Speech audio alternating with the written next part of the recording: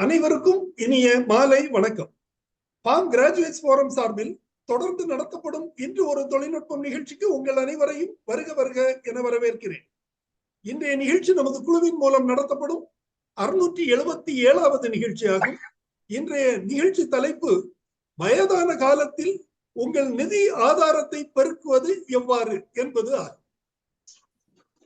இன்றைய சிறப்பு விருந்தினராக இங்கே கலந்து கொண்டு தகவல்கள் வழங்கிட இங்கே வருகை புரிந்துள்ளார் திரு என் மதுபாலன் அவர்கள். திரு மதுபாலன் அவர்கள் தர்மபுரி மாவட்டத்தை சார்ந்தவர். தமிழ்நாடு வேளாண்மை அரசின் வேளாண்மை துறையில் உதவி இயக்குநராக பணிபுரிந்து ஓய்வு பெற்ற முன்னாள் அதிகாரி ஆவார். பாருங்கள், அவருடன் இணைவோம், நிகழ்ச்சிக்கு செல்வோம். Madhubalan sir, please. வணக்கம்.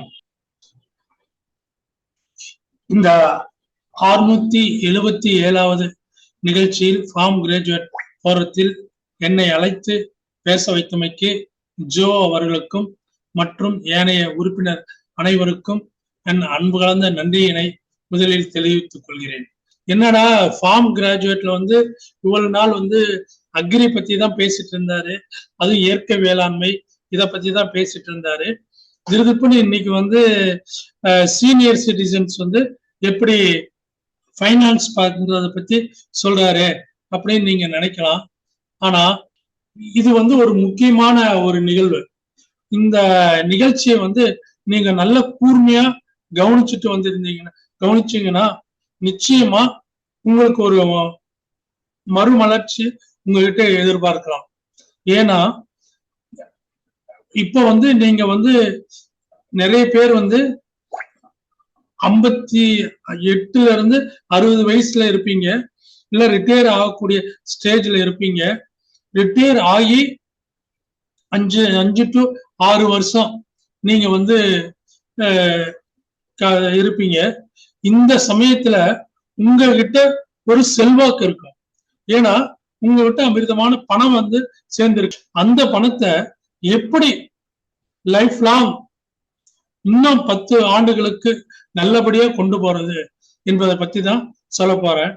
அதனால ஒரு மாறுதலான டாபிக், அதாவது இயற்கை விவசாயத்தை விட்டு கொஞ்சம் இந்த டாபிக்கும் போனா நல்லா இருக்குமே.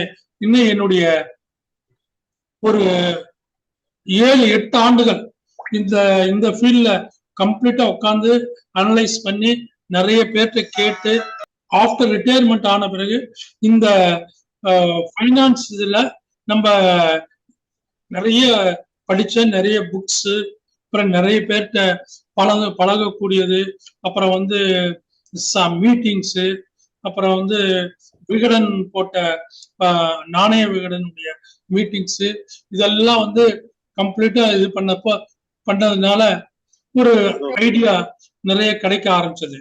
அதாவது ஜென்ரலா நம்ம என்ன பண்ணுவோம்னா, நம்ம 58-60 வயசு ஆயிடுச்சு, ரிட்டையர் ஆயிடுச்சுன்னா நமக்கு ஒரு ஃபண்டு வருதுன்னா அந்த ஃபண்டை நம்ம ஃபர்ஸ்ட் எதுல சேமிக்க போகணும்? பத்திரமா இருக்கணும், பணம் ரொம்ப பத்திரமா இருக்கணும்னு நினைக்கிறேன். அதனால சேமிப்பு, இன்வெஸ்ட்மெண்ட், இந்த ரெண்டுக்கும் உள்ள டிஃபரெண்ட்டை நீங்க நல்லா புரிஞ்சுக்கணும். சேமிப்புன்றது பத்திரப்படுத்துதல், இன்வெஸ்ட்மெண்ட்ன்றது பெருக்குதல். 10 ரூபாயை 20 ரூபாயை பெருக்கிறது இன்வெஸ்ட்மெண்ட். சேமிப்பு அல்லது ஒரு சின்ன ஒரு கோடு தான் பத்திரப்படுத்துதல். அதனால இந்த நிகழ்வை எப்படி கொண்டு போறது? நிறைய பேர் நிறைய அக்ரிங்க அல்ல என்னோட பழகிற ஆட்கள் எல்லாம் கேட்கிறேன், சார் எப்படி சார் எங்க பணத்தை போடுறது, யார்கிட்ட போடுறது, எந்த இதுல போடுறது அப்படின்னு கேக்குறாங்க. இல்லது பெரிய தனியார் கம்பெனில போட்டு ஏமாந்துடுறாங்க. இதுல இருந்து விடுபடுறது எப்படின்றதுக்கோசரம் தான் இந்த நிகழ்வை சொல்றேன். ஃபர்ஸ்ட் ஆஃப் ஆல் முதல் திங்ஸ் பணம் வீக்கம்ன்றாங்க இல்லைங்களா? அப்படின்னா என்ன? வாட் இஸ் தி பண வீக்கம்? அந்த பண வீக்கத்தை பணவீக்கம்னா என்ன? யாராவது சொல்றாங்க, சார் ரொம்ப ரொம்ப காஸ்ட்லியா இருக்கு, பணவீக்கம் ரொம்ப ஜாஸ்தியா இருக்கு, ரொம்ப தடுமாறுறாங்க, கவர்மெண்டே தடுமாறுதுன்றாங்க. பணவீக்கம்னா என்ன சார்? சிம்பிளா சொல்லணும்னா பணம் வீக்கம்ன்றது விலைவாசி உயர்வு. இன்னைக்கு இந்த பேனா வந்து 10 ரூபாய் கிடைக்குதுன்னா ஒரு 2 வருஷத்துக்கு அல்ல, இந்த பேனா ஒரு நல்ல பேனா 100 ரூபாய் இன்னைக்கு கிடைக்குதுன்னா 2 வருஷம் கழிச்சு 110 ரூபாய் கிடைக்குதுன்னு வச்சுங்க. நீங்க உங்க பணவீக்கம் எவ்வளவுங்க? 10%. நீங்க ஒரு பேங்க்ல வந்து 100 ரூபாய் இன்வெஸ்ட் பண்றீங்க, அவங்க கொடுக்கிற இன்ட்ரெஸ்ட் ரேட்டு 6 to 7.5%. மிஞ்சி மிஞ்சி போனா இன்னைக்கு வந்து 8. சீனியர் சிட்டிசன்னா 8%. அப்போ அடுத்த வருஷத்துக்கு எவ்வளவு கிடைக்கும்? 108 ரூபாய். ஆனா 108 ரூபாயில இந்த பேனா வாங்க முடியும்னா வாங்க முடியாது. 110 ரூபாய் போயிடுச்சு. அப்போ உங்க நஷ்டம் எவ்வளவு? 2 ரூபாய், 2%. அப்போ நம்ம 100 ரூபாயை சேமிச்சு நஷ்டம், ஒரு பொருளை வாங்க முடியல. அதனால அந்த பணவீக்கம் வந்து நம்ம சேமிக்கிறோம் இல்லைங்களா, அந்த சேமிக்கிறத விட பணவீக்கம் 3% அதிகமாக இருக்கணும். நமக்கு கிடைக்கக்கூடிய வருமானம் இப்ப 100 ரூபாய் சேமிக்கிறோம்னா பணவீக்கம் 7%ன்னா நமக்கு போடக்கூடிய அந்த ஃபண்ட்ல இருந்து வரக்கூடிய மதிப்பு 110 ரூபாய் கிடைக்கணும். ஏன்னா 107 ரூபாய் பணவீக்கமே அடுத்த வருஷம். அதுல இருந்து 3%ன்னா 110. சோ 3 ரூபாய் லாபம். அப்படி நம்ம இன்டெலிஜென்ட்டா நம்ம யோசிச்சு போட்டாதான் நம்ம பணம் வந்து நிலையா இருக்கும். இல்லைன்னா நம்ம போட்ட பணம் வந்து நம்ம பணம் நம்ம மதிப்பிழந்து போயிடும். புரிஞ்சுதுங்களா? இந்த தத்துவத்தை புரிஞ்சுக்கிட்டீங்கன்னாவே நீங்க வந்து பணவீக்கத்துல இருந்து நம்ம தப்பிச்சிடலாம். எந்த பணவீக்கம் வந்தாலும் சரி, எவ்வளவு இருந்தாலும் சரி, 6ல இருந்து 7%. நேத்து இப்ப இந்த வருஷம் சொல்லி இருக்கிறாங்க பணவீக்கம் 6.4 இதுதான் கண்டினியூ ஆகும் அப்படின்றாங்க. அப்போ நம்ம போடக்கூடிய ஃபண்டு வந்து ஒரு இன்ஸ்டிடியூஷன்ல போடக்கூடிய ஃபண்டு வந்து 110 ரூபாய வந்தாதான் நமக்கு லாபங்க. சரி, பணம் எதுல போடலாம் அப்படின்னு நிறைய பேர் நினைக்கிறாங்க. ஃபர்ஸ்ட் திங்க் வந்து நம்ம வந்து போஸ்ட் ஆபீஸ் போயிடுறோம். போஸ்ட் ஆபீஸ்ல என்ன பண்றோம்? சீனியர் சிட்டிசன்ஷிப், அதுல வந்து 30 லட்சம் ரூபாய் வரை போடலாம். இப்போ வந்துருச்சுங்களா? இந்த வருஷத்துல இருந்து நிர்மலா சீதாராமன் அவங்க வந்து 30 லட்சம் பண்ணிட்டாங்க. சோ 30 லட்சம் போட்டு 8.2% இன்ட்ரெஸ்ட், ரொம்ப பாதுகாப்பானது. சென்ட்ரல் கவர்மெண்ட் இது. நீங்க 3 மாசத்துக்கு ஒரு ட்ரிப் வட்டி வாங்கிட்டே இருக்கலாம். எத்தனை வருஷத்துக்கு? 5 வருஷத்துக்கு வரை இருக்கும். அதுக்கப்புறம் ஒரு 3 வருஷம் போடலாம். 3 வருஷம் எக்ஸ்டென்ஷன் பண்ணலாம் அந்த ஸ்கீம்ல.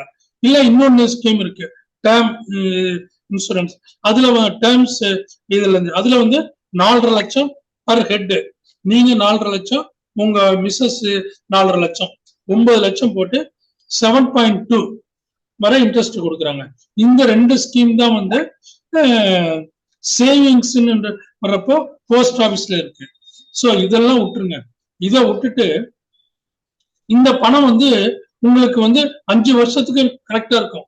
இப்போ வந்து ஒரு 20 லட்சம் போஸ்ட் ஆபீஸ்ல போடுறீங்க, மாசத்துக்கு உங்களுக்கு 15,000 ரூபாய் வரும் வட்டி. 15. இப்போ வந்து உங்களுக்கு பென்ஷனோட ஒரு 15,000 அதிக இன்கம் வந்ததுன்னா நிச்சயமா அது வந்து உங்களுக்கு வந்து ஒரு பெனிஃபிட்டா இருக்கும் இந்த முதல் 5 ஆண்டுகளுக்கு. ஆனா 5 to அடுத்த 10 ஆண்டுகளுக்கு வர்றப்போ இந்த 15,000 வந்து உங்களுக்கு போதுமானதா இருக்குமான்னா கண்டிப்பா இருக்காது. ஆனா உங்க முதல் வந்து 20 லட்சம் தான்.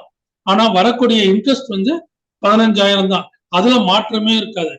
ஆனா அடுத்த 6ல இருந்து 10 வருஷம் வரை அந்த 15,000 வந்து செலவு வந்து 20ல இருந்து 25,000த்துக்கு மாறிட்டு இருக்கு. அப்ப என்ன பண்ணணும்? சோ அந்த கால்குலேஷனை இப்ப இருந்தே நீங்க போட ஆரம்பிச்சீங்கன்னா தான் நீங்க அடுத்த 5 ஆண்டுகளுக்கு உங்க பணத்துல இருந்து கிடைக்கக்கூடிய வட்டி வந்து உங்க லைஃப வந்து மீட் அவுட் பண்றதுக்கு ஈக்குவலா இருக்கும். அதை திங்க் பண்ணணும். அப்படி திங்க் பண்றப்பதான் ஒரு ஃபண்ட் வருதுங்க.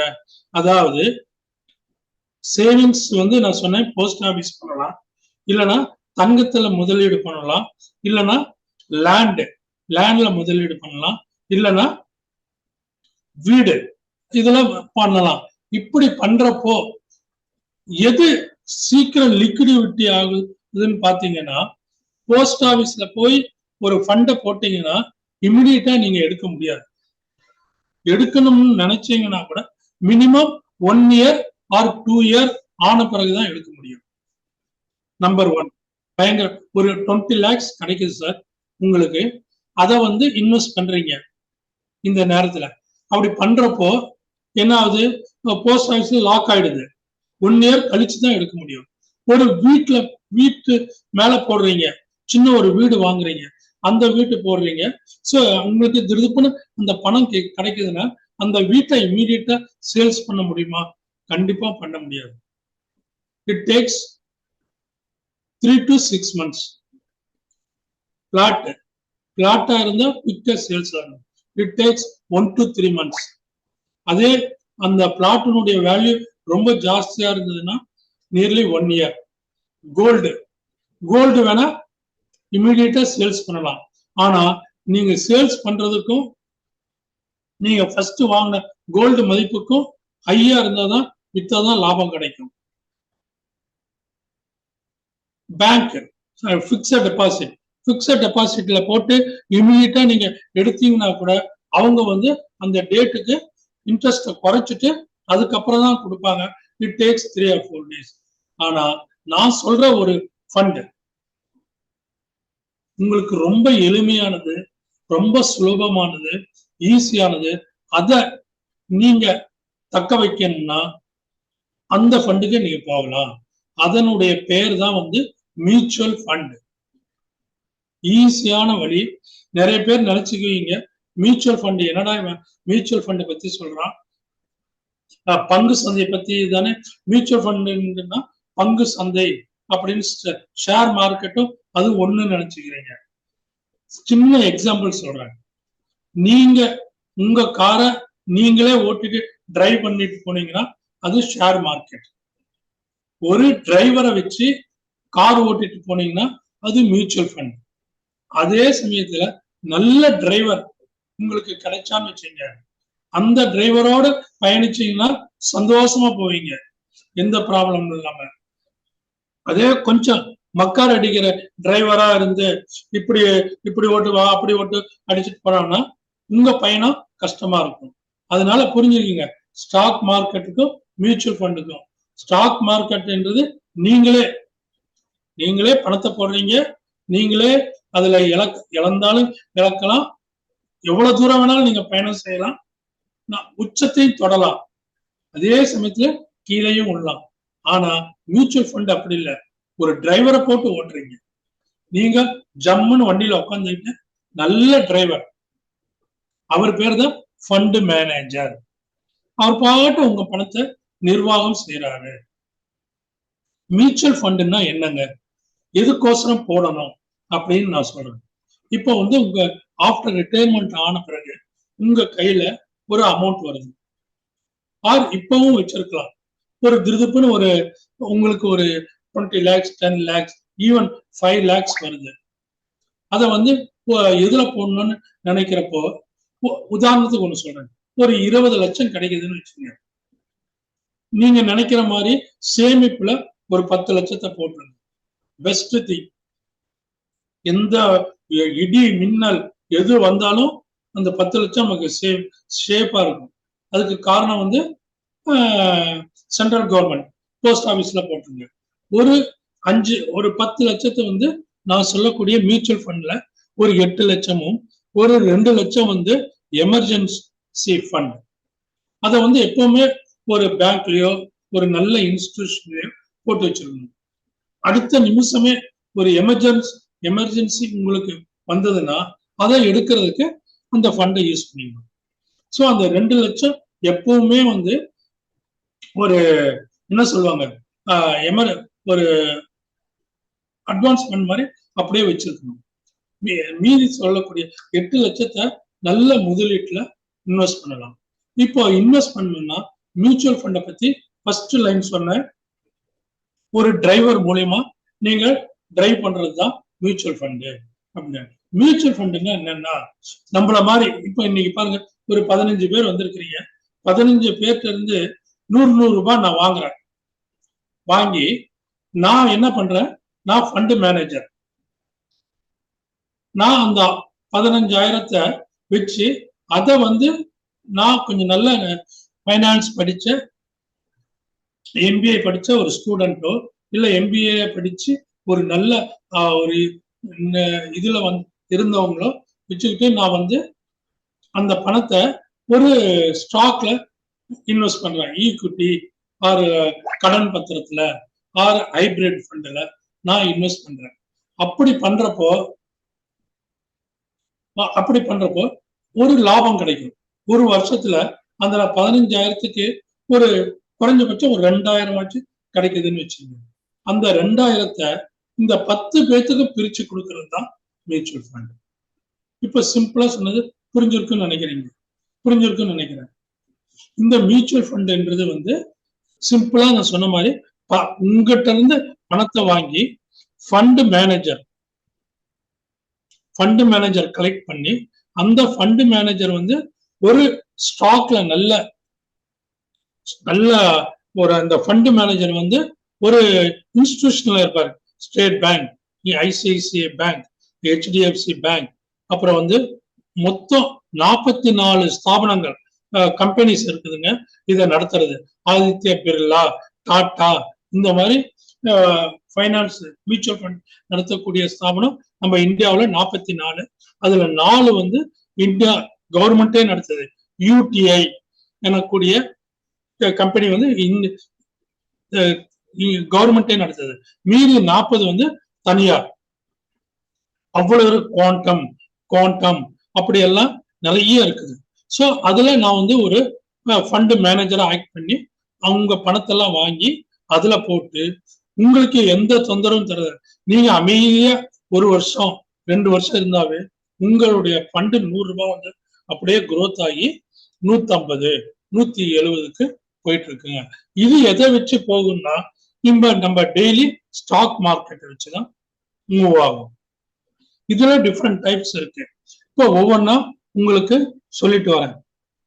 அதாவது இப்போ இன்னைக்கு நிலைமையில பேங்க்ல வந்து டெபாசிட் பண்ணக்கூடியவங்க பாத்தீங்கன்னா 1.7% தான் பீப்புள் தான் பேங்க்ல இப்போ டெபாசிட்டே பண்றாங்க. மீதி யாருமே 90% பேங்க் டெபாசிட் பக்கமே போறதில்லை. 19%, அதாவது 9 மடங்கு மக்கள் வந்து மியூச்சுவல் ஃபண்டை நோக்கி போக ஆரம்பிச்சிட்டாங்க. நிறைய கத்துக்கிட்டாங்க. நிறைய சும்மா இருக்கிற நேரத்துல அவங்க படிக்க ஆரம்பிச்சு நிறைய கத்துக்கிட்டு மியூச்சுவல் ஃபண்ட்ல போக ஆரம்பிச்சிட்டாங்க. அந்த ஃபண்ட் மூலியமா அவங்க வந்து இப்போ வந்து 56,000 கோடி அளவுக்கு மியூச்சுவல் ஃபண்டினுடைய பங்கு தொகை அவ்வளவு இருக்குது கவர்மெண்ட் 40 ஸ்தாபனத்துல. சரி, இப்ப வந்து இப்ப சொன்னேன் இல்லைங்களா, எதுல முதலீடு செய்யறது, எப்படி முதலீடு செய்யறதுன்னு சொல்றேன். அதாவது இப்ப நான் உங்களுக்கு சொன்னேன், மொத்தம் இந்த மியூச்சுவல் ஃபண்ட்ல வந்து 1190 மியூச்சுவல் ஃபண்டு திட்டங்கள் இருக்குதுங்க. அத நீங்க வந்து இவ்வளவு திட்டத்துல வந்து எந்த திட்டம் சிறந்தது இன்னும் பாக்குறது உங்களுக்கு ரொம்ப கஷ்டம். எது கண்டுபிடிக்கிறது ரொம்ப கஷ்டம். அதனால இதுல ஒரு 10-15 திட்டங்கள் நமக்கு ரொம்ப யூஸ்ஃபுல்லா இருக்கும். அதாவது அதை எப்படி எடுக்கணும்னா, இப்போ குறுகிய கால முதலீடு நான் சொன்ன மாதிரி ஒரு 10 லட்சம் வச்சிருக்கீங்க, 1 to 3 years அப்படி போனோம்னா அதை வந்து அந்த பணத்தை வந்து கடல் சார்ந்த ஃபண்ட்ல நீங்க போடலாம். 1 to 3 yearsல அப்படி போடுறப்போ உங்களுக்கு வந்து 10% உங்களுக்கு வந்து டெஃபினட்டா இன்க்ரீஸ் கிடைக்கும். ஒரு 10,000 ரூபாய் போட்டீங்கன்னா 3 வருஷம் கழிச்சு உங்களுக்கு வந்து 15,000க்கு மேலேயே உங்களுக்கு ஃபண்ட் வேல்யூ இன்க்ரீஸ் ஆயிடும். இன்னொன்னு, கொஞ்சம் 3 to 5 years வரை நான் தாக்கு பிடிப்பேன்ப்பா, என் பணம் இருக்கட்டும் அப்படின்னா நடுத்தர இதுல மீடியம் டேர்ம்னா 3 to 5 years அதுல நீங்க போட்டீங்கன்னா நிச்சயமா 12 to 13% உங்களுக்கு வந்து இன்ட்ரெஸ்ட் ஜாஸ்தியா கிடைக்கும். அது எப்படின்னா ஹைபிரிட் ஃபண்ட் அண்ட் வந்து டெப்ட் ஃபண்ட், கடன் சார்ந்த பத்திரத்துல போடலாம். அதை விட நீண்ட கால, அதாவது லாங் டேர்ம்ல போடலாங்க அப்படின்னா நிச்சயமா நீங்க வந்து என்ன பண்ணணும்னா லாங் டேர்ம்ல போறதுக்கு 10 இயர்ஸ், அதுக்கு வந்து ஈக்விட்டி பெஸ்ட் ஆப்ஷன். ஈக்விட்டி ஃபண்ட்ல போட்டீங்கன்னா நிச்சயமா உங்களுக்கு வந்து 15% 20% இன்கம் டெஃபினட்டா கிடைக்குங்க. அதாவது ரொம்ப நிச்சயமா கிடைக்கும். அதனால இந்த 3 இதை நல்லா தெரிஞ்சுக்கணும். Short term, medium term, long term. நம்ம வந்து ஒரு ஒரு வெல்த் கிரியேஷன் பண்ணணும், அதே சமயத்துல ஒரு டார்கெட் ஓரியன்டா இருக்கணும். இப்ப நமக்கு 60 வயசு ஆயிடுச்சு, அடுத்த 70 வயசு எப்படியும் நம்ம வந்து இப்ப வந்து லைஃப் ஸ்பேன் வந்து இன்க்ரீஸ் ஆகிட்டே போயிட்டு இருக்கு. அதனால அடுத்த 20 வருஷத்துக்கு நம்ம பணம் வந்து எவ்வளவு தூரத்துக்கு இருக்கணும். நமக்கு பென்ஷன் வருது, பென்ஷனோட அடிஷனல் இன்கம் ஒரு 40,000 வரணும்னா அதுக்கு என்ன பண்ணணும் அப்படி திங்க் பண்றப்போ லாங் டேர்ம்ல நம்ம நல்லா யோசனை பண்ணலாம். இப்ப நமக்கு வயசு 60, இந்த நேரத்துல நீங்க இன்வெஸ்ட் பண்ணணும்னா நீண்ட கால லாங் டேர்ம் பிளான்ல அதுல இன்வெஸ்ட் பண்ணலாம். பயப்படாம ஈக்விட்டியில நீங்க இன்வெஸ்ட் பண்ணீங்கன்னா, மியூச்சுவல் ஃபண்ட், ஈக்விட்டி மியூச்சுவல் ஃபண்ட்ல இன்வெஸ்ட் பண்ணீங்கன்னா நிச்சயமா இன்னைக்கு இருக்கிற சென்செக்ஸினுடைய வேல்யூ பொறுத்து நிச்சயமா ஏறிக்கிட்டே போகும். ஏன்னா இப்ப சொல்ல ஆரம்பிச்சிருக்கிறாங்க, நம்ம சென்செக்ஸ் வந்து இந்த வருஷத்திலேயே 90,000 ஆர் 1,00,000 வரப்போகுன்னு. இன்னைக்கு சென்செக்ஸினுடைய நம்பர் வந்து 76,000 தாண்டிடுச்சுங்க. உதாரணத்துக்கு நான் சொல்லணும்னா, நான் ரிட்டையர் ஆகிறப்போ சென்செக்ஸ் வந்து 45,000 இருந்தது. அப்ப வந்து நான் ஒரு ஃபண்டு வாங்கினேன், ஹைபிரிட், அதாவது ஹெச்டிஎஃப்சி ஹைபிரிட் ஃபண்டுன்னு ஒண்ணு வாங்கினேன், அட்வான்ஸ் மியூச்சுவல் ஃபண்டுன்னு, அட்வான்ஸ் பேலன்ஸ் அட்வான்ஸ் ஃபண்ட் ஒண்ணு வாங்கினேன். 28 ரூபாய்க்கு, வெறும் 28 ரூபாய்க்கு 1,00,000க்கு வாங்கினேன். இன்னைக்கு பாத்தீங்கன்னா அந்த ஃபண்டினுடைய வேல்யூ வந்து 44 ரூபாய். புரியுதுங்களா? 44, ஜஸ்ட் 5 இயர்ஸ். 5 இயர்ஸ்ல டபுள் ஆகுற அளவுக்கு போயிடுச்சு. என்னுடைய 1,00,000 அப்படியே பெரிய இன்னைக்கு 2,00,000 பக்கம் வந்துடுச்சு. அதுல இருந்து எனக்கு இன்கமும் மாசம் மாசம் கிடைக்க ஆரம்பிச்சிருச்சு.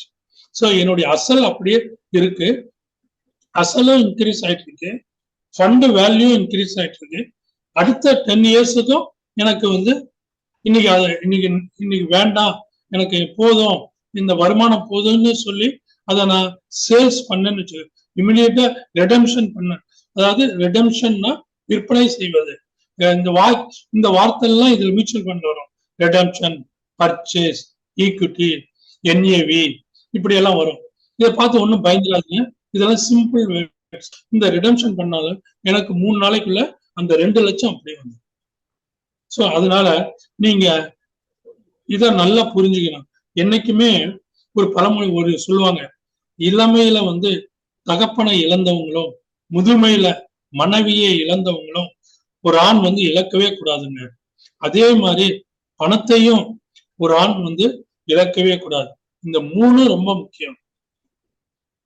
தந்தை, தாய், மனைவி, கூடவே வந்து இந்த நாணயம், பணம், இந்த 3 முக்கியம். அப்படி இருந்தாதான் அவருடைய இளமை, அவருடைய முதுமை காலம் ரொம்ப அழகா முன்னுக்கு வருங்க. இப்போ என்ன போன்றாங்க, என்ன போன்னா நியூ ஃபண்ட் ஆஃபர் அப்படின்னு பேருங்க. அதாவது நீங்க நல்லா கவனிச்சிருப்பீங்க, மியூச்சுவல் ஃபண்ட்ல போட்டிருக்கவங்க சொல்லுவாங்க, என்ன போஸ் கிடைக்குது சார், வெறும் 10 ரூபாய்க்கு கிடைக்குது, இதை வாங்கலாமாம்பாங்க. என்ன போன்றது வந்து அந்த கம்பெனியை பொறுத்து நீங்க நிச்சயமா வாங்கலாம். இப்போ இன்னைக்கு கூட ஆதித்ய பிர்லாவில் வந்து மல்டி அசட் ஃபண்டுன்னு ஒண்ணு போட்டிருக்காங்க. அந்த ஃபண்டு வந்து இந்த மாசம் 10ஆம் தேதியில வந்து அடுத்த மாசம் 20ஆம் தேதி அதுல வந்து 10 ரூபாய்க்கு வெளியிடுறாங்க. இப்ப நீங்க 1,00,000 அதுல இன்வெஸ்ட் பண்ணீங்கன்னா உங்களுக்கு 10,000 யூனிட் கிடைக்கும். இது என்ன ஆகும், அவங்க 20ஆம் தேதிக்கு அப்புறம் உங்களுக்கு அலாட் பண்ணி கொடுத்துருவாங்க. ரொம்ப சிம்பிள். இந்த ஃபண்டு வாங்குறதுக்கு என்ன வேணும்? டிமேட் அக்கௌண்ட் எதுவுமே தேவையில்லைங்க. ஒரு PAN card, Aadhaar, bank account, அப்புறம் வந்து செக் புக், செக் லீவ், இந்த 4 இருந்ததுன்னா, கேஒய்சி இருந்ததுன்னா நீங்க வந்து ஈஸியா ஒரு ஃபண்டை வாங்கிடலாம். மற்றபடி எந்த கம்பசூத்திரமும் இல்லை. ஜஸ்ட் ஃபர்ஸ்ட் டைம் மட்டும் நீங்க வந்து அந்த கேஒய்சி ஃபில்அப் பண்ணி ஒரு முகவர்கிட்ட போய் நீங்க வாங்கிட்டீங்கன்னா அது கூட தேவையில்லை. ஒவ்வொரு ஊர்லயும் கேம்ப்ஸ் சென்டர் இருக்கு, CAMS கேம்ப்ஸ் சென்டர்.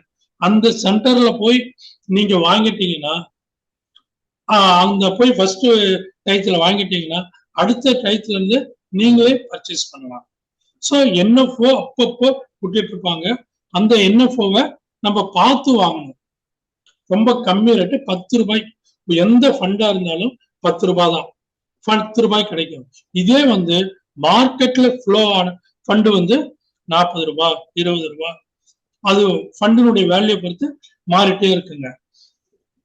சரி, இதுல 2 இருக்கு. இந்த ஃபண்டு, இப்போ ஒரு ஃபண்டை வாங்கிட்டீங்க. உதாரணத்துக்கு நான் ஒண்ணு சொல்றேன்,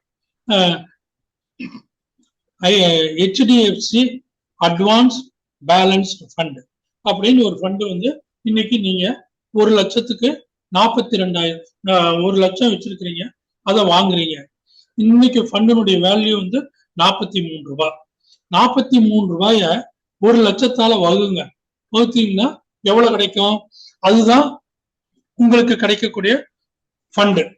1 லட்சத்தை வந்து குறைஞ்சபட்சம் ஒரு 2000 யூனிட்ஸ் உங்களுக்கு கண்டிப்பா கிடைச்சிடும்.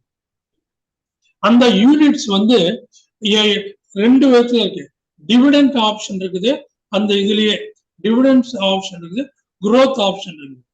டிவிடெண்ட் ஆப்ஷன் என்னன்னா எவ்ரி மந்த் டிவிடெண்ட் கொடுப்பாங்க சில கம்பெனிங்க. இப்ப நான் சொல்லக்கூடிய HDFC அட்வான்ஸ் பேலன்ஸ் ஃபண்ட் வந்து எவ்ரி மந்த் டிவிடெண்ட்ஸ் கொடுக்குறாங்க. எவ்வளவு? ஒரு ஃபண்டுக்கு 25 பைசா கொடுக்குறாங்க. இப்ப நீங்க வந்து 43 ரூபாய்க்கு வாங்கியிருந்தீங்கன்னா அது வந்து ஒரு ஃபண்டினுடைய வேலை, அதுக்கு 25 பைசா. அதுக்கு இன்கம் டாக்ஸ் வந்து 3 பைசா போக உங்க கை 2 பைசா டாக்ஸ், 23 பைசாவுடைய அளவு. எத்தனை யூனிட் இருக்கோ அத்தனை யூனிட் எவ்வளவு மந்த் வரும் உங்களுக்கு, அந்த 1 லட்சத்தை தாண்டி பணம் உங்களுக்கு வந்துகிட்டே இருக்கும். அது வந்து ஒரு போனஸ் மாதிரி எவ்ரி மந்த் வரும். இது மாதிரி ஆப்ஷன்ஸ் வந்து ஒன்லி ரொம்ப ஒரு 1141 திட்டம் சொன்னீங்களா, அதுல ஒரு 5 பேர் தான் தராங்க. HDFC, ICICI, Prudential, இந்த மாதிரி. மீதி யாருமே தர்றதில்லை. இன்னொரு ஆப்ஷன் வந்து growth. எனக்கு இந்த டிவிடெண்ட் வேண்டாம், growth. இப்ப அந்த பணத்து மேலே பணத்தை அப்படியே போட்டுறது. இப்ப 25 பைசா வந்து அப்படியே என்னுடைய இதுலயே சேர்த்துறது. அப்போ எனக்கு வந்து என்னுடைய ஃபண்ட் வேல்யூ இன்க்ரீஸ் ஆகிட்டே போகும், என்னுடைய குரோத்தும் பணம் குரோத்தும் வரும். ஸோ இதுல 2 எது பெஸ்ட்ன்னு பாத்தீங்கன்னா growth ஆப்ஷன் எடுக்கிறது தான் ரொம்ப பெஸ்ட்டுங்க. சரிங்க, இப்போ வந்து மியூச்சுவல் ஃபண்ட்ல வந்து 4 வகை இருக்கு. ஒன்னு வந்து க்ளோஸ்டு எண்ட், இன்னொன்னு வந்து ஓப்பன் எண்ட், இன்னொன்னு வந்து இன்டர்வல் ஃபண்டு, இன்னொன்னு வந்து active fund, passive fund. Closed ஃபண்டுன்னா ஒரு NFO சொன்னோம் இல்லைங்களா, இப்போ இன்னைக்கு ஓபன் பண்ணி அவங்க ஒரு டேட் சொல்லிடுவாங்க. அந்த டேட்டுக்குள்ள 1 இயர் வர, இது 1 இயர் வர அந்த ஃபண்டை வந்து நீங்க தொடவே முடியாது. அந்த ஃபண்ட்ல ஒரு 1 லட்சம் போட்டீங்கன்னா அந்த ஃபண்ட்ல நீங்க எடுக்கவே முடியாது. 1 இயர் கழிச்சு தான் எடுக்க முடியும். அதுக்கு டாக்ஸ் சேவிங் ஃபண்ட் ஒரு எக்ஸாம்பிள் சொல்லலாம். அதுல வந்து 3 வருஷம் போடணும். Locking period 3 years. அந்த 3 இயர்ஸ் அப்படி லாக் ஆயிடும். அதுக்கு பேர் தான் க்ளோஸ்டு ஃபண்டுன்னு பேர். அதுக்கப்புறம் வந்து இதுல வந்து க்ளோஸ்டு ஃபண்ட் வந்து நம்ம இந்தியாவில ரொம்ப கம்மியா தாங்க இருக்கு. அதுக்கப்புறம் ஓப்பன் ஃபண்ட் தான் நிறைய இருக்குது. எப்ப வேணா போடலாம், எப்ப வேணா நம்ம எடுக்கலாம். இன்னைக்கே 1 லட்சம் போட்டு 1 மாசம் கழிச்சு அந்த ஃபண்டை அப்படியே திரும்ப எடுத்துக்கலாம். அதுக்கப்புறம் இதுதான் வந்து எப்ப வேணா முதலீடு இதுல செய்யலாங்க. இன்டர்வல் ஃபண்ட், இன்டர்மீடியட் ஃபண்டுன்றது கடல் சார்ந்த பத்திரத்துல போடுறது. ஆக்டிவ் ஃபண்ட், ஆக்டிவ் ஃபண்டுன்னா என்னன்னா, ஆக்டிவ் ஃபண்ட் நான் சொன்னேன் இல்லைங்களா, ஃபண்ட் மேனேஜர், அந்த ஃபண்ட் மேனேஜர் வந்து ரொம்ப ஆக்டிவா இருப்பார். எங்க எதுல முதல் எந்த எந்த பங்குல போட்டோம்னா நம்ம ஃபண்டு ஜாஸ்தியா வரும், எந்த கம்பெனில போட்டோம்னா நம்ம ஃபண்டு நிறைய வரும்னு பார்த்துக்கிட்டே இருப்பாரு. ஸோ அந்த ஆக்டிவ் ஃபண்டு வந்து அந்த ஃபண்டு மேனேஜர் வந்து ரொம்ப ஆக்டிவா இருப்பாரு. அதுதான் வந்து ஆக்டிவ் ஃபண்டுன்னு பேரு. இதுக்கு உதாரணம் சொல்லணும்னா large cap fund. Large cap ஃபண்டுன்னா, லார்ஜ் கேப்ன்றது வந்து மிகப்பெரிய கம்பெனிகள், டாடா, பிர்லா, இந்த ஆயில் கம்பெனிங்க, ரிலையன்ஸ், இவங்க எல்லாம் இருக்காங்க இல்லைங்களா, இவங்க எல்லாம் இவங்ககிட்ட போட்டோம்னா நம்ம ஃபண்ட் வந்து ரொம்ப எந்த விதமான பாதிப்பும் வராது. ஸோ அவங்களுடைய எண்ணம் பூரா அத மல்டிப்ளை பண்றதுலயே தான் இருப்பாங்களே, டவுன் ஆக்கவே பார்க்க மாட்டாங்க. ஏன்னா அவங்க வேல்யூ போயிடும். டாடா, மாருதி, இது மாதிரி நிறைய 100 கம்பெனி இருக்கு லார்ஜ் கேப்ல, அது பண்ணலாம். பாசிட்டிவ் ஃபண்ட், பாசிட்டிவ் ஃபண்ட்னா மேனேஜர் வந்து அவ்வளவு இன்ட்ரெஸ்ட் எடுத்துக்க மாட்டாரு, ஆனா இந்த கம்ப்யூட்டர் எல்லாம் எடுத்துப்போம். இண்டெக்ஸ், இண்டெக்ஸ் இருக்கு இல்லைங்களா, நம்ம சென்செக்ஸ் இண்டெக்ஸ் இன்னைக்கு எவ்வளவு ஏறுது, அந்த எந்த ஃபண்ட்ல ஏறுது, மெடிக்கல் சைட்ல ஏறுதா, அப்புறம் இன்ஃபர்மேட்டிவ் சைட்ல ஏறுதா, இல்லைன்னா லோகோமோட்டிவ் இதுல ஏறுதா, ஆட்டோமொபைல்ஸ்ல ஏறுதா, ஃபண்ட் பார்த்துக்கிட்டே இருக்கும். அது மூலியமா செய்யறது வந்து இண்டெக்ஸ் ஃபண்ட், பாசிட்டிவ் ஃபண்ட்னு சொல்லுவாங்க. அதாவது இந்த இண்டெக்ஸ் ஃபண்ட் வந்து எதுக்கு ரொம்ப யூஸ்ஃபுல்லா இருக்குன்னா, ரொம்ப வந்து ஃபண்ட் ஏற்றம் இறக்கம் இருக்கிறப்போ இது ரொம்ப பயன்படுத்திக்கலாங்க. அப்போ இவ்வளவு சொன்னேன். அப்போ ஈக்விட்டி ஃபண்டுன்னு ஒண்ணு சொன்னேன் இல்லைங்களா, அதுல வந்து 3 இருக்குது ஈக்விட்டி ஃபண்ட்ல. Large cap, mid cap, small cap. இந்த 3 ஃபண்டு, ஈக்விட்டி ஃபண்டை வந்து 3ஆ பிரிக்கலாம். Large cap, small, mid cap, small cap. Large கேப்னா பெரிய பெரிய கம்பெனி 1 to 100 சந்தையில வந்து 1 to 100 பட்டியலில் இருப்பாங்க, அவங்ககிட்ட போடுற ஃபண்டு, இது வந்து லார்ஜ் கேப். மீடியம் கேப் வந்து 100 to 200 பங்கு பேங்க், அந்த ஃபண்டு, அந்த கம்பெனி. 200 to 500 அவங்க தான் வந்து ஸ்மால் கேப். இந்த 3ல எது நல்லதுன்னு பார்த்து சொன்னீங்கன்னா, லார்ஜ் கேப் வந்து ஒரு 3 to 5 வருஷத்துக்குள்ள போடுற ஃபண்டுக்கு லார்ஜ் கேப்ல போடலாம். மீடியம் கேப்ல வந்து நீங்க வந்து ஒரு 3 to 5 இயர்ஸ்ல போடலாம். ஸ்மால் கேப் வந்து லாங், அதுல long 10 years small cap fund. உதாரணத்துக்கு எஸ்பிஐ ஸ்மால் கேப் ஃபண்டுன்னு இருக்குங்க, பியூட்டிஃபுல்லான ஃபண்டு.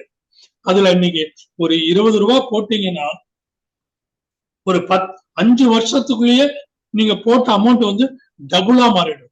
4 வருஷத்துலயே டபுளா மாறிடும். இன்னைக்கு உங்க பொண்ணு வந்து 8ஆம் கிளாஸ் படிக்கிறா, அவளுக்கு 16 வயசுல 17 வயசுல ஒரு காலேஜ் சேர்த்தணும். அப்போ வந்து ஒரு லம்சமான அமௌண்ட் போடுற வேணும்னா மாசம் ஒரு 5000 ரூபாய் போட்டு ஒரு 16 17 வயசுல பார்த்தீங்கன்னா குறைஞ்சபட்சம் 40 லட்சம் ரூபாய் எடுத்துடலாம். இது கேரண்டி.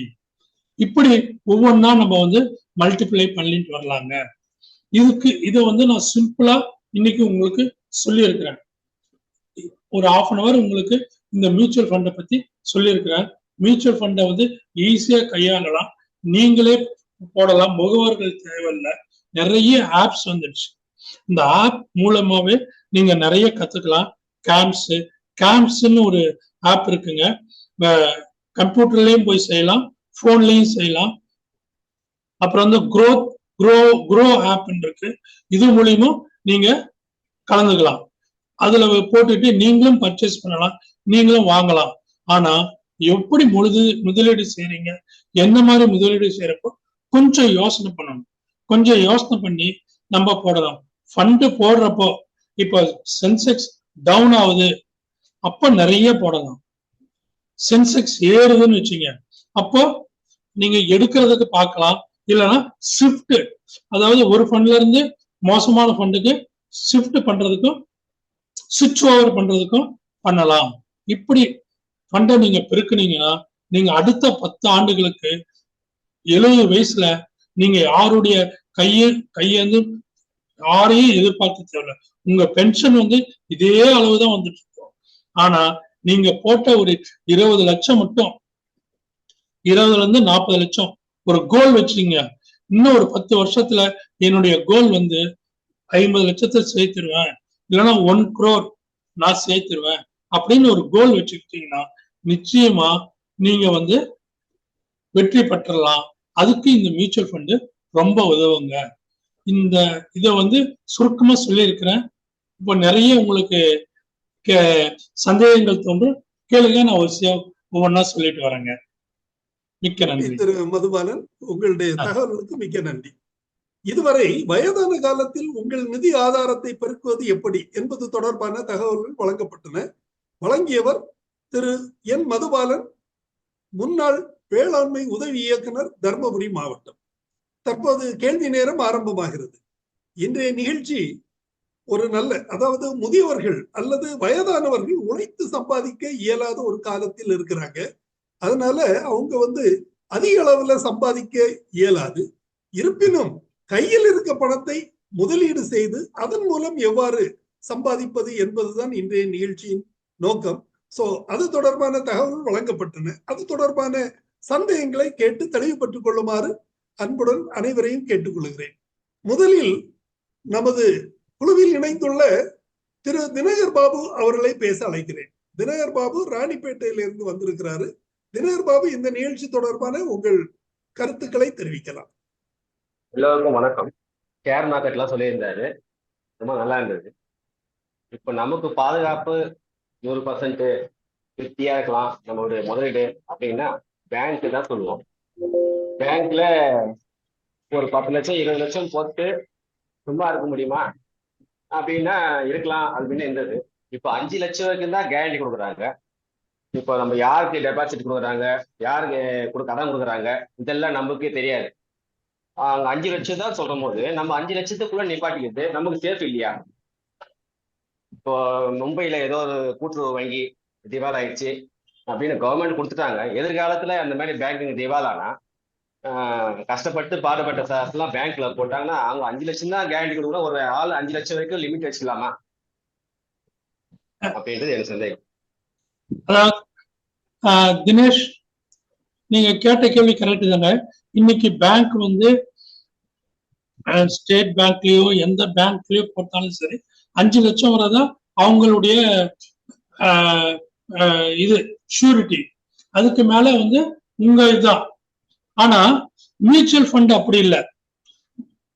அதனால நான் சொன்னேன் இல்லைங்களா, சேமிப்புல வந்து ஒரு 3 லட்சம் பேங்க்ல போட்டுட்டு 2 லட்சத்தை தூக்கி மியூச்சுவல் ஃபண்ட்ல போடுங்க.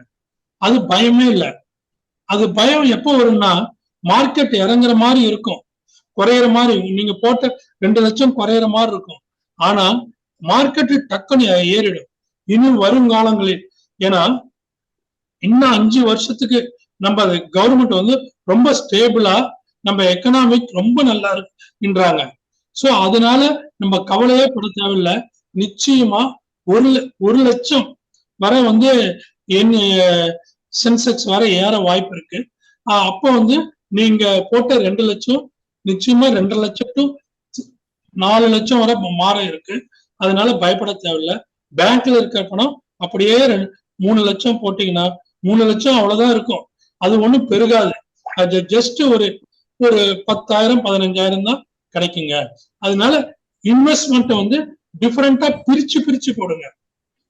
ஒரு 5 லட்சத்தை 3 லட்சம் பேங்க், 2 லட்சம் வந்து மியூச்சுவல் ஃபண்டு, ஒரு 50,000 அல்லது 1 லட்சத்தை வந்து கண்டிப்பா ஒரு எமர்ஜென்சி ஃபண்ட்ல கண்டிப்பா வச்சிருங்க. இதுதான் சொல்லி வைக்கிறது. நன்றி திரு தினகர் பாபு, உங்களுடைய கேள்விக்கு நன்றி. அதாவது நான் எனக்கு ஒரு கேள்வியை கேட்கலாம்னு நினைக்கிறேன். HDFC பத்தி சொன்னீங்க. HDFCல உள்ள 2 பிளான் உங்களுக்கு பயனுள்ளதாக இருந்ததாக சொன்னீங்க. அது அந்த பிளான்ஸ் வந்து HDFCல மட்டும்தான் இருக்குதா, எல்லா இன்ஸ்டிடியூஷன்ஸ்லயும் இருக்குதா? HDFCல வந்து அட்வான்ஸ் நமக்கு advance HDFC hybrid advance balanced fund. அதனுடைய ஃபண்டினுடைய பேருங்க. ஹைபிரிட்னு என்ன? ரெண்டு கலந்தது, கடன் பத்திரம் பிளஸ் ஈக்விட்டி. அந்த ஒரு கம்பெனி மட்டும்தான் வந்து நமக்கு மாசம் மாசம் டிவிடெண்ட்ஸ் கொடுக்குறாங்க. மித்தவங்க கொடுக்குறாங்க, அவங்க வந்து 3 மாசத்துக்கு ஒரு ட்ரிப்பு இல்லைன்னா 2 மாசத்துக்கு ஒரு ட்ரிப்பு கொடுக்குறாங்க. இவங்க டிவிடெண்ட் ஹிஸ்டரி எடுத்து பார்த்தீங்கன்னா கடந்த 4-5 வருடங்களாக நான் ரிட்டையர் ஆனதுல இருந்து கொடுத்துட்டு இருக்காங்க. ஒரு மாசமும் நிறுத்தினதில்லை. நான் ரிட்டையர் ஆகிறப்போ அந்த ஃபண்டில் வந்து நான் போட்டப்போ 1 லட்சம் தான் போட்டேன்.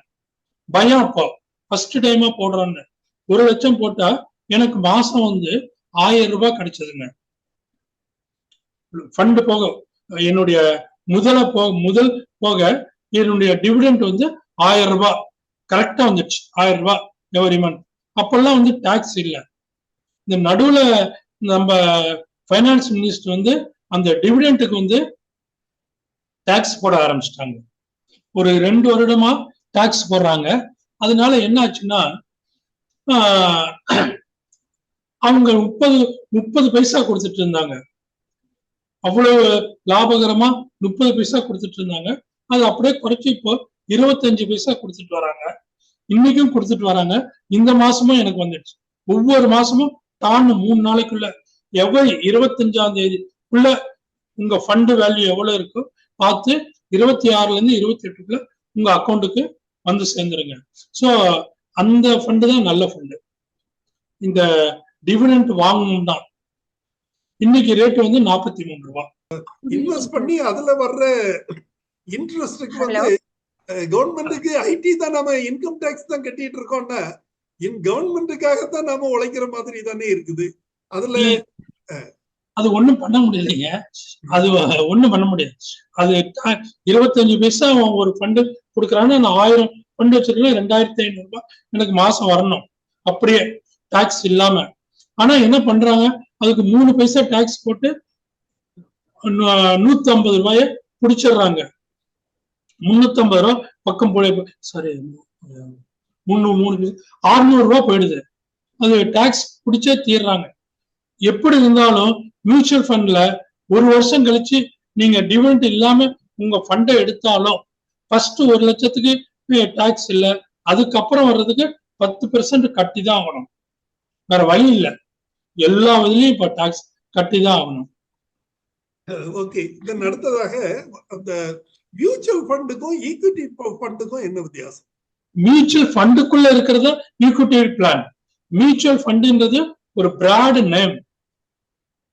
மியூச்சுவல் ஃபண்ட் பரஸ்பர நிதி தமிழ்ல சொல்றோம்னா மியூச்சுவல் ஃபண்ட். அதுக்குள்ள இருக்கிறது தான் வந்து ஈக்விட்டி. நமக்கு ஈக்விட்டி தேவையில்லை, நமக்கு வந்து ஹைபிரிட் தேவை. ஏன்னா நம்ம வந்து ரிட்டையர்ட் ஆன பீப்புள், நமக்கு வந்து 60ல இருந்து 70 வயசு ஆயிடுச்சு. நம்ம பணம் உடனே கரையக்கூடாது. ஈக்விட்டி யாருக்கு தேவைன்னா 28 வயசுல உங்க சன்னு, உங்க மருமகன், உங்க யார் இருக்காங்களோ அவங்க வந்து ஈக்விட்டியில போடணும். ஏன்னா அவங்க லாங் டைம், நான் அப்பயே சொன்னேன், யார் லாங் டைம் யோசனை பண்றாங்களோ அவங்க ஈக்விட்டியில போடணும். ஹைபிரிட்ல வந்து ஹைபிரிட் என்ன, ஹைபிரிட் ரெண்டும் சேர்ந்தது. ஈக்விட்டி பிளஸ் கடன் சார்ந்த பத்திரம், அது கவர்மெண்ட் பாண்ட். அவன் போட்டுவான். அந்த ஃபண்டு மேனேஜர் இருக்காரு இல்லைங்களா, அவர் வந்து 50% ஈக்விட்டி, 50% நீங்க போற 100 ரூபாயில 50 ரூபாய் ஈக்விட்டியும் பண்ணிடுவாரு, 50 ரூபாய் கடன் சார்ந்த பத்திரத்துல போட்டுருவாரு. அப்போ உங்களுக்கு பயம் இல்லை. பங்கு ஏற்றம் மார்க்கெட் தப்புன்னு விழுந்தா கூட நம்மளது அவ்வளவு சீக்கிரத்துல விழாது, கொஞ்சமா விழும், அப்புறம் எழுந்துரும். பயப்பட தேவை. 1995ல மாஸ்டர் ஈக்விட்டி பிளான் 95 MEP 95 அப்படின்னு ஒரு திட்டத்தை UTI கொண்டு வந்திருந்தாங்க, யூனிட் ட்ரஸ்ட் ஆஃப் இந்தியா. அதுல நானும் ஒரு பங்குதாரர். 10,000 ரூபாய் அப்பா என்னுடைய பேர்ல எனக்கு கிடைச்ச சேலரியில உள்ள ஒரு இதை கொண்டு அதுல இன்வெஸ்ட் பண்ணாங்க. நான் வேற சில திட்டங்கள் வச்சிருந்தேன், அவங்க இல்ல இது நல்ல பிளான் அப்படின்னு சொல்லி இன்வெஸ்ட் பண்ணாங்க. இன்வெஸ்ட் பண்ணது அது 10 இயர் பிளான். அது வந்து 95ல இன்வெஸ்ட் பண்ணது 7 வருஷம் ஆகும்போது ஏறத்தாழ 2002 இருக்கும். அந்த சமயத்துல ஆ. அதுல ஒரு ஸ்கேம் மாதிரி ஒரு பிரச்சனை வந்தது. இந்த யூனிட் ட்ரஸ்ட் ஆஃப் இந்தியால சம் இஷ்யூஸ் வந்தது. அப்ப அந்த ஆ. இது எப்படி டபுள் ஆகும் அப்படின்னு சொல்லி, மினிமம் டபுள் ஆகும் அப்படின்னு சொல்லி பண்ண இன்வெஸ்ட்மெண்ட் அந்த சமயத்துல 6000 ரூபாய்க்கு போயிடுச்சு. ஆ. நான் வந்து 8 வருஷம் கழிச்சு 10,000 ரூபாய் போட்டு 8 வருஷம் கழிச்சு 6500 ரூபாய் வாங்கினேன்.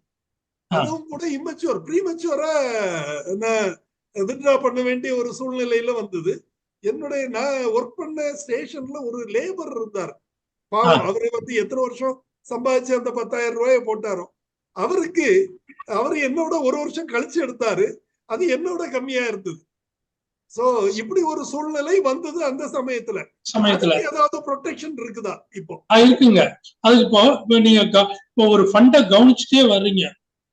இப்போ நீங்க போட்டது 10,000, நமக்கு ஸ்டேட்மெண்ட் எவ்ரி மந்த் வந்துட்டு இருக்கும். அதுல பாக்குறீங்க, அது 10,000 வந்து 12,000 ஆனா பரவாயில்ல, 11,000 ஆனா பரவாயில்ல, 11,500 ஆனா பரவாயில்ல.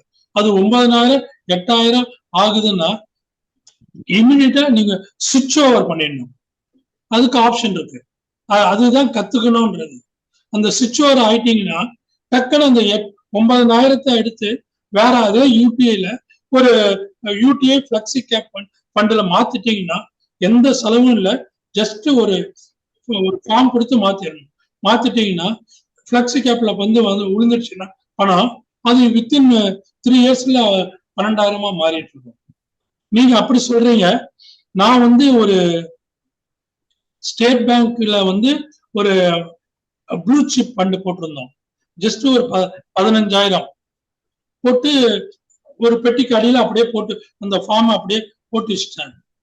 அந்த ரிட்டையர் ஆன சமயத்துல அதை கண்டுபிடிச்சேன். அது எனக்கு மறந்தே போச்சு. போட்டு ஒரு 10 வருடங்கள் தான் இருக்கும். அந்த போலியோ நம்பர் எப்பவுமே வந்து நம்ம வந்து போலியோ நம்பரை வந்து குறிச்சுக்கணும். நமக்கு ஒரு ஃபண்டை அலாட் பண்றாங்கன்னா போலியோ நம்பர் கொடுத்துருவாங்க. அந்த போலியோ நம்பரை ஒரு டைரியில எழுதி வச்சுக்கணும். நான் அது பண்ணல. திருப்பி எடுத்து பார்த்தோம்னா அந்த ஃபண்டு கிடைச்சிச்சு. நான் ஒரு மூவர்கிட்ட கொடுத்து, ஏங்க இந்த ஃபண்டு வேல்யூ நீங்க என்னன்னு பார்த்தா ஆச்சரியப்பட்டு போவீங்க. 1,10,000 எனக்கு கூடிய வச்சுட்டு பணம் கொட்டும்பாங்கல்ல ஒரு பணமொழி, அது மாதிரி இது வந்து ஒரு ஆச்சரியமா 10 வருடங்கள் கழித்து மாறின ஃபண்டு. சோ இதெல்லாம் நீங்க நல்லா புரிஞ்சுக்கணுங்க. ஓகே, அடுத்த கேள்வி. நன்றி திரு மதுபாலன் சார், உங்களுடைய தகவல்களுக்கு மிக்க நன்றி. வள்ளி ராணி இணைஞ்சிருக்காங்க. Good evening sir. Good evening. உங்களை இன்ட்ரோடியூஸ் பண்ணிட்டு உங்க சந்தேகத்தை கேட்கலாம். ஓகே, நான் ஒரு ஹவுஸ் ஒய்ஃப். ஓகே, நான் இங்க இருக்கேன். இப்பதான் ஃபர்ஸ்ட் டைம் இந்த ஜூம் மீட்டிங்ல கலந்துருக்கேன். அவருடைய இது ஸ்பீச் கேட்கணும்னு ரொம்ப நாளா ஆசை இருக்கு. சோ இன்னைக்கு ரொம்ப நல்ல ஒரு இதை டாபிக் எடுத்து பேசுறீங்க. I like very much. அந்த இது நல்லா பிடிச்சிருக்கு. அவங்க பேசின விதம், அந்த மியூச்சுவல் ஃபண்ட் பத்தி இது எல்லாமே. அதனால மியூச்சுவல் ஃபண்ட் இன்னும் கொஞ்சம் தெரியும். இன்னும் கொஞ்சம் அவங்களோட கத்துக்கிட்டு இது வர்றதுக்கு ரொம்ப நல்லா இருக்குங்க. அவருடைய மதுபாலன் சாருடைய ஸ்பீச் அதுல நானும் இப்ப பண்ணிட்டு இருக்கேன். மியூச்சுவல் ஃபண்ட் நாங்களும் போயிட்டு. உங்களுக்கு பிடிச்ச மியூச்சுவல் ஃபண்ட் எந்த ஃபண்டை நீங்க லைக் பண்றீங்க? நான் வந்து இந்த டிவிடெண்ட் ஃபண்ட் மாதிரி போறது இல்லைங்க, growth ஃபண்ட்ல அந்த மாதிரி. பாத்தீங்களா, growth. Okay, very good. பணத்தை வந்து மாசம் வாங்காம மொத்தமா growth-ஆ. ஆமா, ஏன்னா மந்த்லி வைஸ் அந்த மாதிரி வந்தா நம்ம அத செலவு பண்ணிடுவோம். ஓகேங்களா, அது வந்து ஒரு அமௌண்ட் வந்துச்சுன்னா அத இது பண்ணிடுவோம். சோ சர்டன் அமௌண்ட் அதுக்குன்னு பிரிச்சு வச்சுட்டு அதுக்கப்புறம் பண்ணோம்னா அது கொஞ்சம் நல்லா இருக்கு. சோ அதனால அது growth fund வைஸ்ல போட்டுட்டு வரேங்க. ஓகே, நன்றிங்க சார். நன்றி. Thank you for sharing your experience. Thank you, Mrs. Valli Rani. Thank you sir. Thank you. Thiru Balakrishnan இணைஞ்சிருக்கிறாரு, retired joint director horticulture. Thiru Balakrishnan எதுவும் கருத்து தெரிவிக்கிறீங்களா இந்த நிகழ்ச்சி? சார் வணக்கம் சார். சார் மதுபாலன் சார் வணக்கம். ஜோ சார் வணக்கம். சரி, உங்க இது மியூச்சுவல் ஃபண்டை பற்றி நல்லா சொன்னீங்க. ஆனா இப்ப வந்து நம்ம ஒரு உதாரணமாட்டு 1 லட்சம் ரூபாய் நம்ம இப்ப இன்வெஸ்ட் பண்றோன்னு வைங்களா, அது வந்து சார் நீங்க சொல்றது வந்து மல்டிப்ளை ஆகணும்னா 4 to 5 years ஆகும்னு சொல்றீங்க இல்லையா? ஆமா. ஆ. சோ அது ஒண்ணு 1 லட்சம் 2 லட்சம் ரூபா ஆகுது. அதே நேரத்துல மந்த்லி வரும்னு சொல்றீங்களா, அமௌண்ட் கிடைக்கும்னு சொல்றீங்களா போனஸ், ஆமா. அது எவ்வளவு கிடைக்கும்? அதாவது சார் இதுல வந்து 2 ஆப்ஷன் இருக்கு சார். நல்லா நான் சொல்றது நல்லா அண்டர்ஸ்டாண்ட் பண்ணிக்கங்க. ஒரு ஆப்ஷன் வந்து டிவிடெண்ட் கூடிய கம்பெனி ஃபண்ட்ல போடுறீங்க, நம்பர் 1. இன்னொன்னு வந்து இப்போ 1 லட்சம் போடுறீங்க. 1 லட்சம் ஒரு 6 மாசம் அமைதியா இருந்து விட்டுறீங்கன்னு வச்சுக்கோங்க. அந்த 1 லட்சம் வந்து 1,15,000 16,000 மாறிடும். டெஃபினட். நான் சொல்ற ஃபண்ட்ல போட்டீங்கன்னா ஒரு பிளெக்ஸி கேபிட்டல்ல போடுறீங்க. நான்ல நீங்க எது லைக் பண்றீங்களோ ஒரு ஃபண்ட்ல பண்ணி 1 லட்சம். அதுக்கப்புறம் there is one scheme called SWP. SWP Systematic Withdrawal Plan. புரியுதுங்களா? இந்த பிளான்ல நீங்க வந்து ஒரு 9% இன்னைக்கு வந்து பேங்க் இன்ட்ரெஸ்ட் 8% தான் கொடுக்குறான். நீங்க 9%ன்றப்போ மாசத்துக்கு 750 ரூபா வாங்கிட்டே இருக்கலாம் சார். நீங்க ஒரு 750 ரூபா எனக்கு அந்த 1 லட்சத்துல இருந்து வேணும், எனக்கு 1 லட்சத்துல இருந்து ஒரு 10 வருஷத்துக்கு வேணும் அப்படின்னு 2024ல இருந்து 2034 ஆன்லைன்ல நீங்க டிக் அடிச்சிட்டீங்கன்னா அடுத்த மாசம் 1ஆம் தேதியில இருந்து உங்களுக்கு 750 ரூபாயும் வந்துட்டு இருக்கோம்.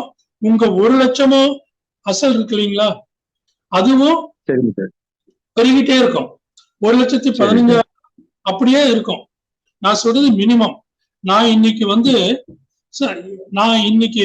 ஒரு 25 lakhs ஒரு ஃபண்ட்ல போட்டிருக்கேன் வச்சுக்கீங்க.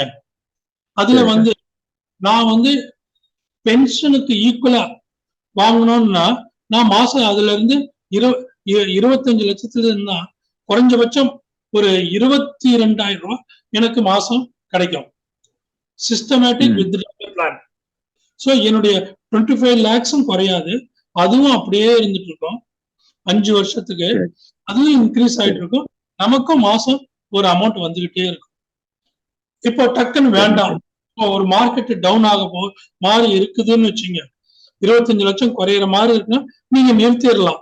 எனக்கு SWP வேணான்னு டிக்க எடுத்து விட்டீங்கன்னா போதும், நின்றோம். சரிங்க சார். அவ்வளவு சுலபம் சார் மியூச்சுவல் ஃபண்ட். அது அந்த இதுக்குள்ள நுழைஞ்சிட்டீங்கன்னா அவ்வளவு கத்துக்கலாம், அவ்வளவு இன்ட்ரெஸ்ட் மணி மார்க்கெட்ட. ஆனா சில ஃப்ரெண்ட்ஸ் எல்லாம் வந்து ஷேர் மார்க்கெட்ல போட்டுருக்காங்க. ஷேர் மார்க்கெட்லயும் சில நல்ல செலக்டட் ப்ராடக்ட் வாங்கியாச்சுன்னா, அந்த ஷேர் வாங்கியாச்சுன்னா நல்ல ரேட்டு, நல்ல ஹைக் வருது. 6 மாசத்துல 4 மடங்கு 5 மடங்கு எல்லாம் வந்துருது சார். அதான் சார், அதான் நான் ஃபர்ஸ்டே சொன்னேன், என்னுடைய ஸ்பீச்சை கவனிச்சீங்கன்னா ஷேர் மார்க்கெட்ன்றது நீங்களா வண்டி ஓட்டிட்டு போற மாதிரி. ஆமா நீங்க சொன்னீங்க, நான் கேட்டுட்டு தான் இருந்தேன், எவ்வளவு நேரம் கேட்டுதான் இருந்தேன். ஃபண்டுங்கிறது நான் ஒரு டிரைவரை வச்சு ஓட்டிட்டு போற மாதிரி. உங்க 1 lakh ஒரு ஃபண்ட் மேனேஜர் அந்த ஃபண்ட் ஆபரேட் பண்றாரு. சோ நம்ம வந்து அவர்கிட்ட கொடுத்துறோம். சேஃப்டி, அதாவது mutual fund is 100% safety, but marginal benefit comparing to stock market. என்ன சார்? Share market. ஆமா. சோ ஷேர் மார்க்கெட்டுக்கு டிமேட் அக்கவுண்ட் எல்லாம் வேணும். அப்போ அந்த இது நாலேஜ் ஒன்று, அந்த சாஃப்ட்வேர் எல்லாம் வேணும். வேற மியூச்சுவல் ஃபண்டுக்கு எதுவுமே தேவையில்லைங்க. பாருங்க, இதுக்கு முன்னால ஒரு ஹவுஸ் ஒய்ஃப் எவ்வளவு இதா சொன்னாங்க பாத்தீங்களா, நான் மியூச்சுவல் ஃபண்ட் போட்டிருக்கேன், குரோத்ல போட்டிருக்கேன், அது மூலியமா நான் ஃபண்ட சேமிச்சுட்டு இருக்கேன் அப்படின்னு. சோ இது வந்து ஒரு நல்ல திட்டங்க. சார் அப்புறம் சொன்னீங்க ரியல் எஸ்டேட்ல நல்ல பிளாட், டிடிசிபி அப்ரூவ்டு பிளாட் எல்லாம் போட்டாச்சுன்னா எப்படி அது வந்து 1-2 இயர்ஸ்ல மல்டிப்ளை ஆகாதான் சார் செய்யும். ஒரு 2 இயர்ஸ்லயே டபுள் த மணி ஆயிரும் சார். கண்டிப்பா சார். நான் சொல்றது வந்து உங்க இன்வெஸ்ட்மெண்ட் வந்து 3 வகையில இன்வெஸ்ட் சொல்றேன்.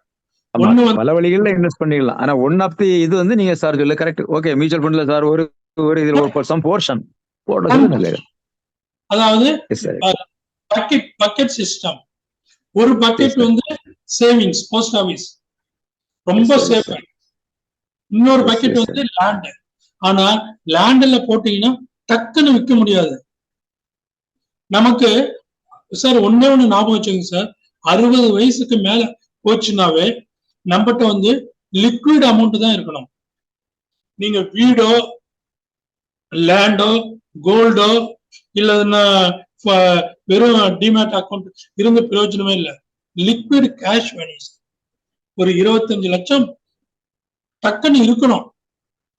கண்ணு மூடி மெடிக்கல் எமர்ஜென்சி எதுக்குனாலும் தேவைப்படும் சார். மெடிக்கல் மட்டும் இல்லைங்க சார், எனிதிங். வீட்டுல ஒரு கல்யாணம், ஒரு பேரனுக்கு ஒரு காது குத்து, ஒரு இது நீங்க செஞ்சாதான் உங்களுக்கு மதிப்பு, தாத்தா பாட்டிக்கு மதிப்பு. இல்லைன்னா நீங்க பணம் கொடுத்து செய்யலன்னா உங்களை மதிக்க மாட்டாங்க. இது nature. Thank you. Okay, thank you sir, thank you sir, thank you so much sir. Thank you Thiru Balakrishnan. இதுவரை வயதான காலத்தில் உங்கள் நிதி ஆதாரத்தை பெருக்குவது எப்படி என்பது தொடர்பான தகவல்கள் வழங்கப்பட்டது. இந்த நிகழ்ச்சியை நமக்கு சிறப்பு விருந்தினராக பங்கேற்று வழங்கியவர் திரு என் மதுபாலன் அவர்கள். திரு மதுபாலன் அவர்கள் தமிழ்நாடு அரசின் வேளாண்மை துறையில் உதவி இயக்குநராக பணிபுரிந்து ஓய்வு பெற்ற முன்னாள் அதிகாரி. சார் வந்து பல நிகழ்ச்சிகள் வேளாண்மை, குறிப்பாக மாடி தோட்டம், இயற்கை விவசாயம், அங்கக விவசாயம் போன்ற நிகழ்ச்சிகள் நடத்தி வருவது வழக்கம். இந்த முறை அவர்கள் வந்து அதாவது வயது முதிர்ந்தவர்கள், வயதானவர்கள், அதிகம் உழைக்க இயலாதவர்கள் செய்வதற்கு தனது கையில் இருக்கும் ஒரு சிறிய பணத்தை எவ்வாறு வளர்ப்பது, எதுல எப்படி முதலீடு செய்து அதை தக்க வைத்துக் கொள்வது அல்லது பெருக்கிக் கொள்வது என்பது தொடர்பான ஒரு தகவல் வழங்க நான் விரும்புறேன். அதற்காக ஒரு நிகழ்ச்சி கொடுங்க அப்படின்னு சொல்லி கேட்டாங்க. உடனே அது எனக்கு என்ன சொல்ல போறாங்கிறது எனக்கு சரியா தெரியலன்னா கூட என்ன அவங்க திரு மதுபாலன் கேட்டதுனால அந்த நிகழ்ச்சி இன்றைக்கு ஏற்பாடு செய்தோம். ரொம்ப பயனுள்ள நிகழ்ச்சியாக அமைந்துள்ளது. ஏன்னா இன்வெஸ்ட்மெண்ட்ல வந்து 3 தரமான இன்வெஸ்ட்மெண்ட்ஸ் இருக்குது. ஒன்று வந்து ஷேர் மார்க்கெட், இன்னொன்னு மியூச்சுவல் ஃபண்ட், இன்னொன்னு இந்த ரியல் எஸ்டேட். இதுல வந்து ஷேர் மார்க்கெட் வந்து கொஞ்சம் ஸ்லோ மூவிங். ஆனா வந்து எந்த ஒரு பெரிய முயற்சி நாம செய்ய வேண்டியது இல்லை. ஒரு இன்வெஸ்ட்மெண்ட் அவங்க வந்து அதுக்கு ஒரு அழகான எக்ஸாம்பிள் வேற சொன்னாங்க. ஒரு கார்ல நாம வந்து டிரைவர் போட்டு போற மாதிரி ரொம்ப பாதுகாப்பானது, ரொம்ப முயற்சி தேவையில்லாதது, அது எல்லாமே டிரைவர் பார்த்துக்குவார் அப்படின்னு சொல்லி. அதே மாதிரி ஷேர் அப்படிங்கிறது அது வந்து அதிக லாபத்தை கொடுக்கறதுக்கு வாய்ப்பு உள்ளது. ஆனா அதுல ரிஸ்க் ஃபேக்டர் நிறைய இருக்குது. அன்லஸ் வி மேனேஜ், அதுல வந்து கொஞ்சம் கேர்ஃபுல்லா அட்டென்டிவா இல்லாம இருந்தா பணத்தை போட்ட முதலீடை இழக்கிறதுக்கு வாய்ப்பு இருக்கு. தென் அடுத்ததாக 3வது ரியல் எஸ்டேட். ரியல் எஸ்டேட்ல அதிகப்படியான நிதியை பெருக்குவதற்கு அதிக சான்ஸ் இருக்குது.